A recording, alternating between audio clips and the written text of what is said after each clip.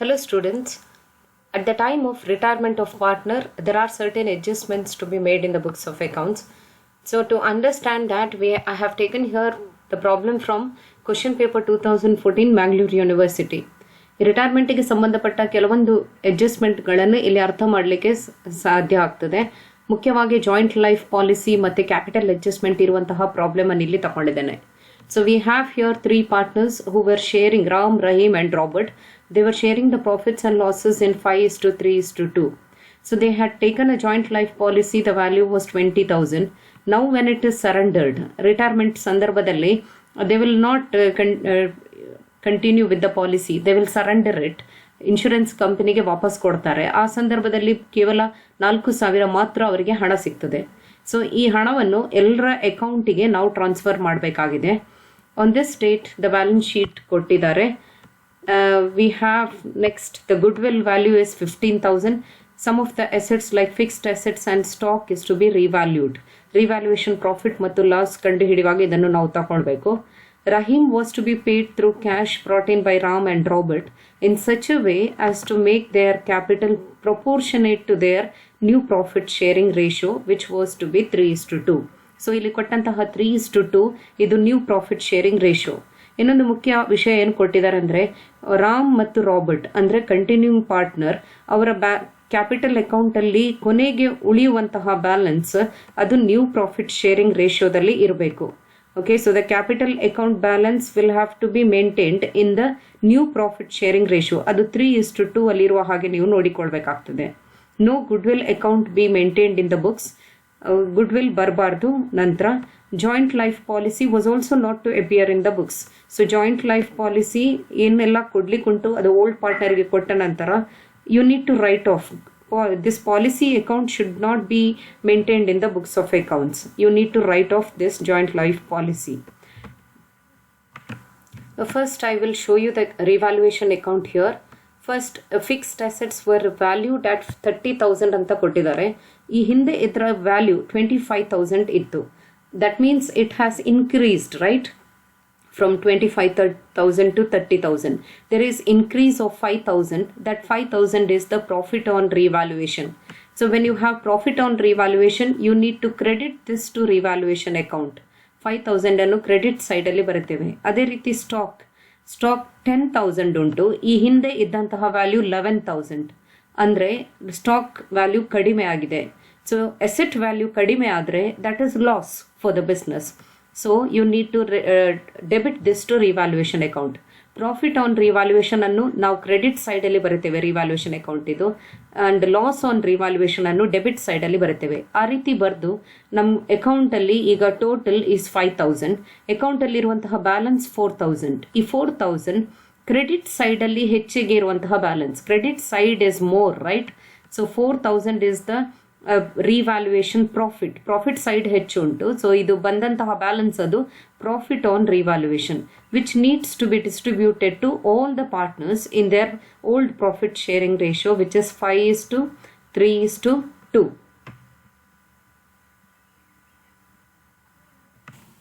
So now we have to prepare the capital account. In the capital account, the opening balance in the capital account is given in the problem. It is 20,000, 10,000 and 8,000 on the credit side. Revaluation account ಅಲ್ಲಿ profit ಉಂಟು. So ಅದನ್ನು ನಾನು credit ಸೈಡಲ್ಲಿ ಹಾಕಿದ್ದೇನೆ. ಇಲ್ಲಿ general reserve ಕೊಟ್ಟಿದ್ದಾರೆ balance ಶೀಟಲ್ಲಿ, old balance sheet ಸಿ 6,000. This is distributed in old profit sharing ratio.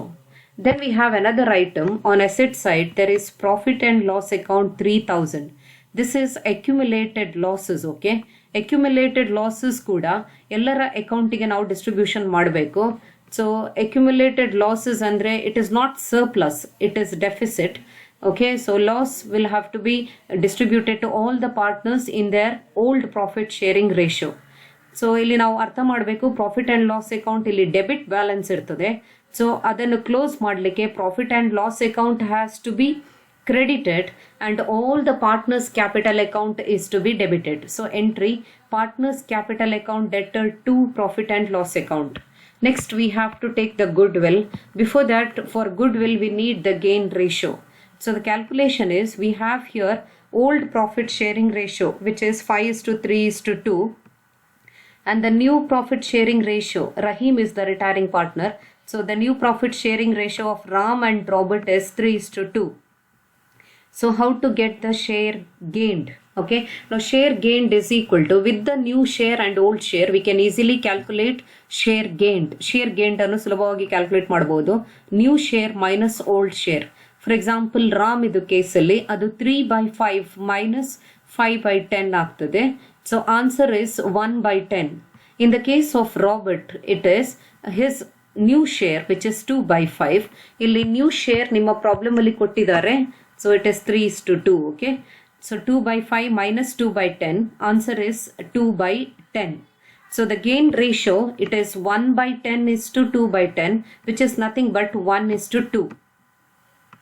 Now for goodwill, we have to take this information. It is given that the goodwill was valued at rupees 15,000. Okay.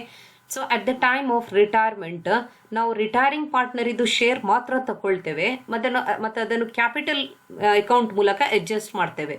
So ಯಾವ ರೀತಿ ಅಂದರೆ Rahim's share ನೋಡಿ ಇಲ್ಲಿ 15,000 into 3/10 which is 4,500. So this 4,500 value of goodwill, no, it is adjusted through capital accounts without writing goodwill account. ಇದು accounting standard 10 ಪ್ರಕಾರ ಈ self generated goodwill ಅನ್ನು ನಾವು ಅಕೌಂಟ್ ಅಲ್ಲಿ ಬರೀಲಿಕ್ಕಿಲ್ಲ. So amount is adjusted by taking their capital account.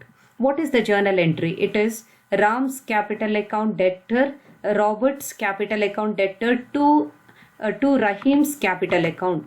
Okay, so it is to Rahim's capital account. That is what we do is Rahim itu capital account ಅನ್ನು credit ಮಾಡಬೇಕು ನಾವು. You are giving benefit to Rahim. And who will give this benefit?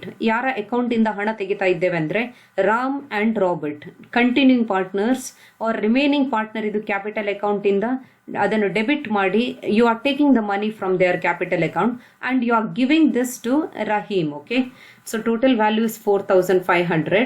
It is divided between Ram and Robert, continuing partner, in their gain ratio. The gain ratio is, it is 1:2. So 1,500 3,000. Now how to do the posting? ಇದನ್ನೇ capital account ಅಲ್ಲಿ ಹೇಗೆ ಬರೆಯುವುದು? ಇಲ್ಲಿ ನೋಡಿ, ಇದು ಬಹಳ ಸುಲಭ. ಆದರೆ 3 ಕ್ಯಾಪಿಟಲ್ ಅಕೌಂಟ್ ಇರುವ ಕಾರಣ you have to be very careful when you do the posting. First I will show the posting to the entry which is debited. ಇಲ್ಲಿ ಡೆಬಿಟ್ ಮಾಡಿರುವಂತಹ ಕ್ಯಾಪಿಟಲ್ ಅಕೌಂಟಿಗೆ ಹೇಗೆ ಪೋಸ್ಟಿಂಗ್ ಮಾಡುವುದು ಅಂತ ನೋಡಿಕೊಳ್ಳುವ. See, because you have debited, entry should come on the debit side. Ram ಮತ್ತು Robert ಇದು column ಅಲ್ಲಿ ಡೆಬಿಟ್ ಸೈಡ್ ಅಲ್ಲಿ ಎಂಟ್ರಿ ಬರಬೇಕು. So entry will be to Rahim's capital account. When you write the entry, it is to Rahim's capital account. Okay, so for goodwill, Ram and Robert ಇದು account ಅನ್ನು debit ಮಾಡ್ತೀರಿ. ಅದೇ ರೀತಿ Rahim capital account is credited, right? So the amount should come on the credit side as by Ram's capital account, and then we have by Robert's capital account. ಇಲ್ಲಿ 2 account ಬರ್ತದೆ. So total amount credited to Rahim is 4,500. Now next is we have the joint life policy. Okay, now joint life policy ಅಲ್ಲಿ ನಾವು ಏನು ಕೊಟ್ಟಿದ್ದಾರೆ ಅದನ್ನು ಅರ್ಥ ಮಾಡಿಕೊಳ್ಬೇಕು. We have here in the problem that they had taken a joint life policy. The face value is 20,000. Surrender value ಕೊಟ್ಟಿದ್ದಾರೆ ನೋಡಿ ಇಲ್ಲಿ 4,000. So now when the policy is surrendered, they will get 4,000. Insurance ಕಂಪನಿಗೆ ನಾವು ಅದನ್ನು surrender ಮಾಡುವಾಗ 4,000 ಸಿಗ್ತದೆ. First ಈ 4,000 ಅನ್ನು ಎಲ್ಲರ ಕ್ಯಾಪಿಟಲ್ ಅಕೌಂಟಿಗೆ ನಾವು ಹಾಕಬೇಕಾಗ್ತದೆ, ಟ್ರಾನ್ಸ್ಫರ್ ಮಾಡಬೇಕು. ಅಂದರೆ you need to credit this to the capital account. And after that we have to write off, because joint life policy was also not to appearing in the books ಅಂತ ಕೊಟ್ಟಿದ್ದಾರೆ. So ನೀವು create ಮಾಡಿ ಅಲ್ಲಿ ಬರೆದ್ರೆ ಅದನ್ನು ನಾವು right of ಮಾಡಬೇಕಾಗ್ತದೆ. So there are journal entries, 2 journal entries which you need to understand. So I'll show you the entry here. First entry, it is for transferring the surrender value to all the partners capital account. Entry will be, we record the joint life policy. ಒಮ್ಮೆ ಅದನ್ನು record ಮಾಡ್ತೇವೆ, ಮತ್ತೆ ಅದನ್ನು write off ಮಾಡಲಿಕ್ಕುಂಟು. So entry is joint life policy account ಡೆಟೆಡ್ to Ram's capital account, to Rahim's capital account, to to Robert's capital account. In what ratio? See, it is divided in the old profit sharing ratio and all the partners will get a share in it. Ella partnerige share ಸಿಗ್ತದೆ. Okay, so the total 4,000 is divided among all the three partners. Okay, next is it is not to be shown in the balance sheet. ಇದು ಇರಬಾರ್ದು ಅಂತ ಹೇಳಿದ್ದಾರೆ. So when you write this journal entry, when you debit joint life policy, it is recorded, right? So now you need to write off. ಈ ಬರ್ದದನ್ನು ನೀವು right of ಮಾಡಬೇಕು. Right of ಮಾಡುವಾಗ ಇಲ್ಲಿ ನೀವು ಡೆಬಿಟ್ ಮಾಡಿದ್ದೀರಿ, ಆ ಕಾರಣದಿಂದ ಜಾಯಿಂಟ್ ಲೈಫ್ ಪಾಲಿಸಿಯನ್ನು ಕ್ರೆಡಿಟ್ ಮಾಡಬೇಕು. ನೋಡಿ, ಈಗ ನೆಕ್ಸ್ಟ್ ಎಂಟ್ರಿಯಲ್ಲಿ ನಾವು ಜಾಯಿಂಟ್ ಲೈಫ್ ಪಾಲಿಸಿಯನ್ನು ಕ್ರೆಡಿಟ್ ಮಾಡ್ತೇವೆ. ಅಂದರೆ ಇನ್ನು ಮುಂದೆ ಈ ಜಾಯಿಂಟ್ ಲೈಫ್ ಪಾಲಿಸಿ ಅಕೌಂಟ್ ಇರುವುದಿಲ್ಲ. Okay, you are writing it off. Okay, but how it is to be you need to take the capital account of only the continuing partners. Okay, that is Ram's capital account, Robert's capital account. This is after retirement. So before retirement, you have to write this journal entry. You have to give the share to the retiring partner. ಮತ್ತು ಒಮ್ಮೆ ಅವನು retiring ಪಾರ್ಟ್ನರ್ಗೆ share ಕೊಟ್ಟು ಅವನು ಹೋದ್ಮೇಲೆ ಈ joint life ಪಾಲಿಸಿಯನ್ನು right of ಮಾಡ್ತೀರಿ. ಅವನ ರಿಟೈರ್ಮೆಂಟ್ ನಂತರ ಜಾಯಿಂಟ್ ಲೈಫ್ ಪಾಲಿಸಿ ಈಗ ನಾವು ರೈಟ್ ಆಫ್ ಮಾಡಬೇಕು. ಸೊ ಇಲ್ಲಿ ನಾವು ಕಂಟಿನ್ಯೂಯಿಂಗ್ ಪಾರ್ಟ್ನರ್ಸ್ ಕ್ಯಾಪಿಟಲ್ ಅಕೌಂಟ್ ಮಾತ್ರ ತಗೊಳ್ಬೇಕು. In their new profit sharing ratio which is 3:2. So how do we write do the posting? Illi nodi, all the three capital account is credited, right? So the entry should come on the credit side as by joint life policy account. I'll show you the entry here. So it is credited to all the capital accounts. And once again, joint life policy ivaga record agide. Idu beda anta adre you need to write off ಮಾಡ್ತೇವೆ. ಅದಕ್ಕೆ entry you have here only to the continuing partners. Remember this, when you write off joint life policy, it is debited to the continuing partners capital account.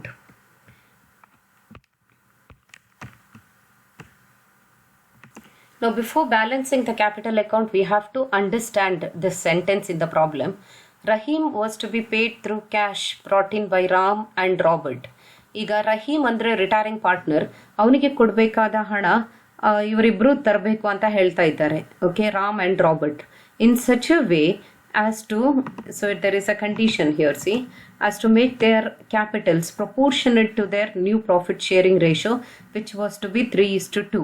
So this sentence is very important. ಇಲ್ಲಿ ಏನು ಹೇಳ್ತಾ ಇದ್ದಾರೆ ಅಂದರೆ, ನೀವು ಅವರು ಇಬ್ಬರು continuing partner ಹಣ ತರಲಿಕ್ಕುಂಟು, ಆದರೆ ಯಾವ ರೀತಿ ಅವರು ತರಬೇಕಂದ್ರೆ ಕೊನೆಗೆ ಅವರಲ್ಲಿ ಅಕೌಂಟಲ್ಲಿ ಉಳಿದಿರುವಂತಹ ಕ್ಯಾಪಿಟಲ್ ಬ್ಯಾಲೆನ್ಸ್ ಅದು 3:2 ರೇಷಿಯೋದಲ್ಲಿ ಇದ್ದಿರಬೇಕು.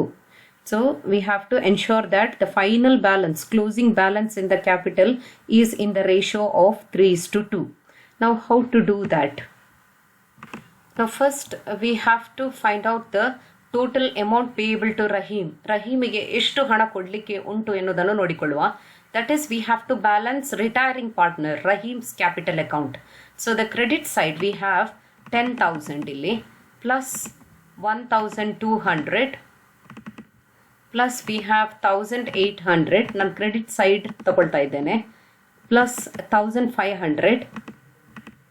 This balancing is very important. You have to understand 1,500 plus 3,000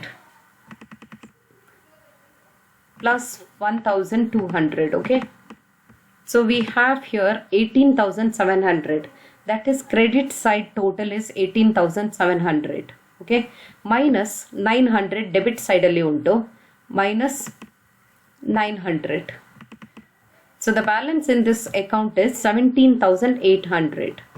So I'll write it here, 17,800. Okay, it is 17,800.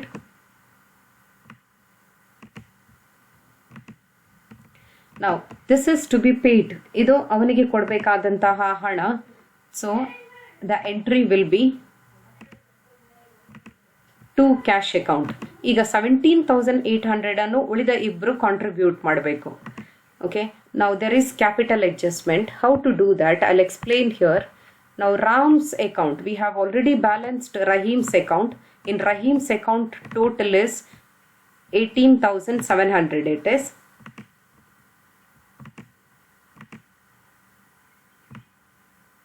So we have a total of 18,700.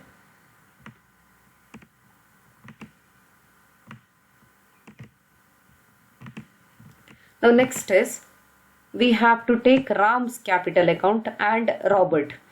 ಇವರ ಅಕೌಂಟಲ್ಲಿ ಇರುವಂತಹ ಫೈನಲ್ ಬ್ಯಾಲೆನ್ಸ್ ಎಷ್ಟು ಅಂತ ನೋಡಿಕೊಳ್ಳುವ. ನಾವು ಬೇರೆಲ್ಲ ಅಡ್ಜಸ್ಟ್ಮೆಂಟ್ ಮಾಡಿ ಆಯಿತು, entries ಬರ್ದಾಯಿತು.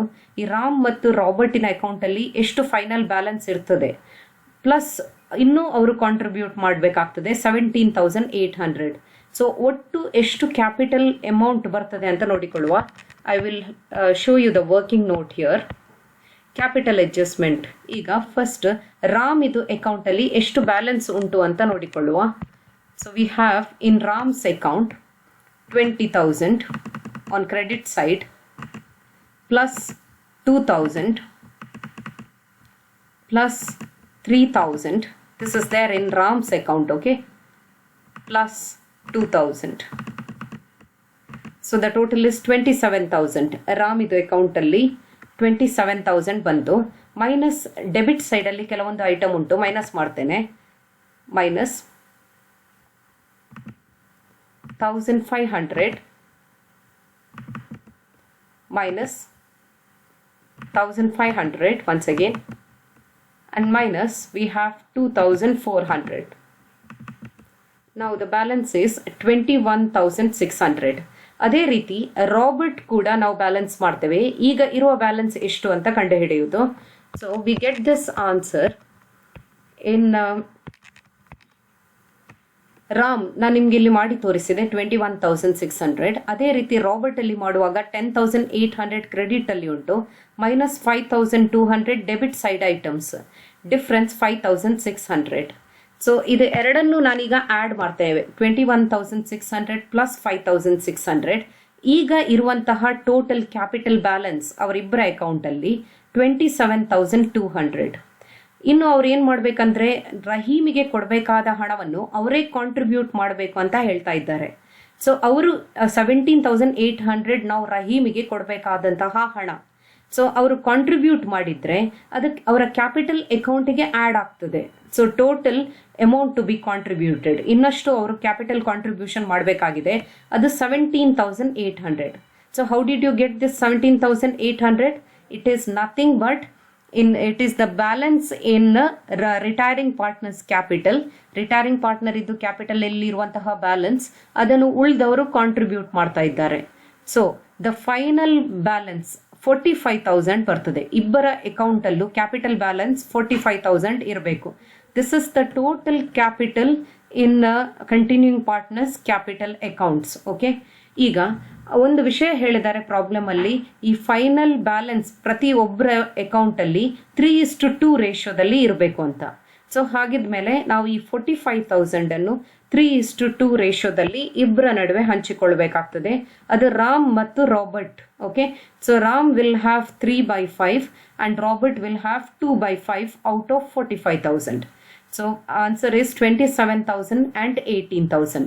So you have to take this as the final balance in their capital account. So final balance capital account ಅಲ್ಲಿ ಇರಬೇಕಾದದ್ದು, ಅದನ್ನು ನಾವು ಫಸ್ಟ್ ಇಲ್ಲಿ ಬರೆಯಬಹುದು. It is, we have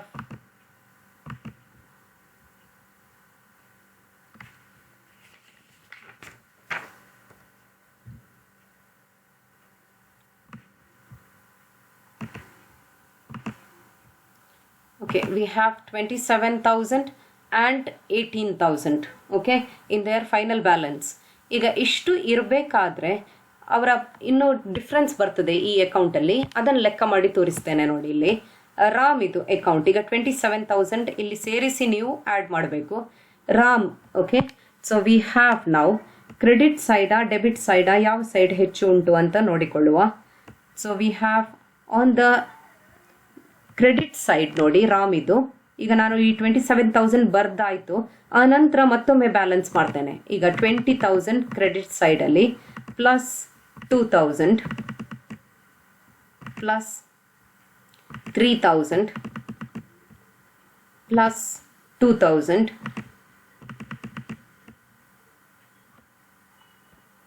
okay, so this is there. ನಮಗೆ 27,000 ಬಂತು ಆಗ ಇದ್ದ ಅಮೌಂಟ್. ಓಕೆ, ದಟ್ ಈಸ್, ನಾನಿಲ್ಲಿ ಬರೆದುಕೊಳ್ತೇನೆ ಅದನ್ನು. ರಾಮ್ ಇದು ಕ್ರೆಡಿಟ್ ಸೈಡಲ್ಲಿ ಇರೋದು 27,000. ಯಾವ ಸೈಡ್ ಹೆಚ್ಚು ಉಂಟಂತ ನೋಡಿಕೊಳ್ಳುವ.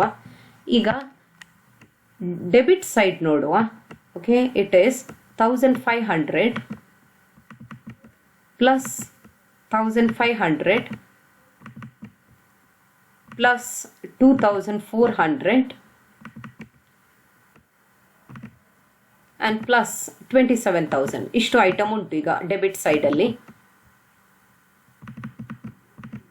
So it is 27,000. Now the total is 32,400. ಅಂದರೆ ಡೆಬಿಟ್ ಸೈಡ್ ಟೋಟಲ್ ಹೆಚ್ಚು ಉಂಟು. ಸೊ ಡೆಬಿಟ್ ಸೈಡ್ ಟೋಟಲ್ ಇದು ಕ್ರೆಡಿಟ್ ಸೈಡ್ ಬರೀ 27,000, ಡೆಬಿಟ್ ಸೈಡ್ ನಮಗೆ 32,400 ಬಂತು. ಸೊ ಬ್ಯಾಲೆನ್ಸ್ ಮಾಡೋದು ಈ ಅಕೌಂಟನ್ನೇ. ಡೆಬಿಟ್ ಸೈಡ್ ಟೋಟಲ್ ಜಾಸ್ತಿ ಇರೋದ್ರಿಂದ ಅದನ್ನು ನಾನು ಟೋಟಲ್ ಅಂತ ತಗೊಳ್ತೇನೆ ಇಲ್ಲಿ. So we have 32,400. ಅದನ್ನೇ ನಾನು ಕ್ರೆಡಿಟ್ ಸೈಡಲ್ಲೂ ಟೋಟಲ್ ಅಂತ ಹಾಕ್ತೇನೆ. So it is 32,400. Now you have to balance the account. ಈ ಬ್ಯಾಲೆನ್ಸ್ ಎಷ್ಟು ಅಂತ ನೋಡುವ. 32,500 ಮತ್ತು ಕ್ರೆಡಿಟ್ ಸೈಡಲ್ಲಿರುವ ಉಳಿದ ಐಟಮ್ 27,000 ಉಂಟು. ಅದು ಮೊದಲೇ ನಾವು ಮಾಡಿದ್ದೇವೆ.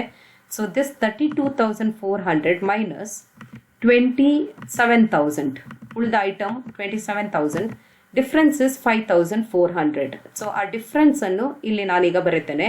ಅದು cash. Okay, it has to be adjusted in cash. Okay, what does it mean? By cash account ಅಂತ ಎಂಟ್ರಿ ಬರ್ತದೆ. ಇದು ಬ್ಯಾಲೆನ್ಸಿಂಗ್ ಫಿಗರ್ 5,400. ಅದೇ ರೀತಿ ನಾವು ರಾಬರ್ಟ್ ಕೂಡ ಮಾಡುವಾಗ ನಮಗೆ 12,400 ಇದೇ ಸೈಡಲ್ಲಿ ಬರ್ತದೆ.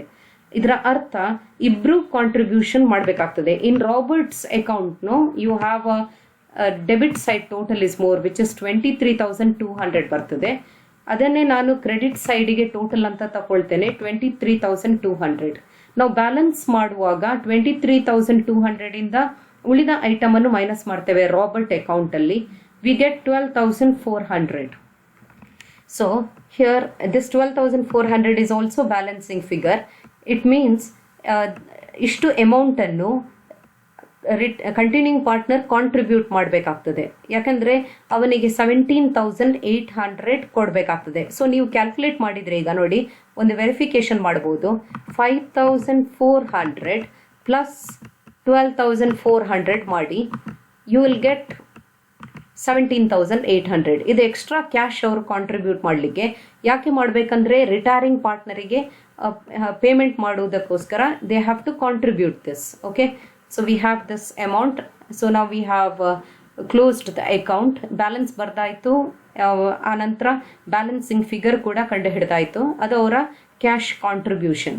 ಓಕೆ, ನಾವು we have to prepare the cash account. In the cash account opening balance is 2,000 and ಇಬ್ಬರು ಕಂಟಿನ್ಯೂಯಿಂಗ್ ಪಾರ್ಟ್ನರ್ ಹಣ ಕಾಂಟ್ರಿಬ್ಯೂಟ್ ಮಾಡ್ತಾರೆ. So that is 5,400 and 12,400. Okay, so ಅದನ್ನು ರಿಸೀಟ್ ಸೈಡಿಗೆ ಹಾಕ್ತೇವೆ ಕ್ಯಾಶ್ ಅಕೌಂಟ್ ಇದು.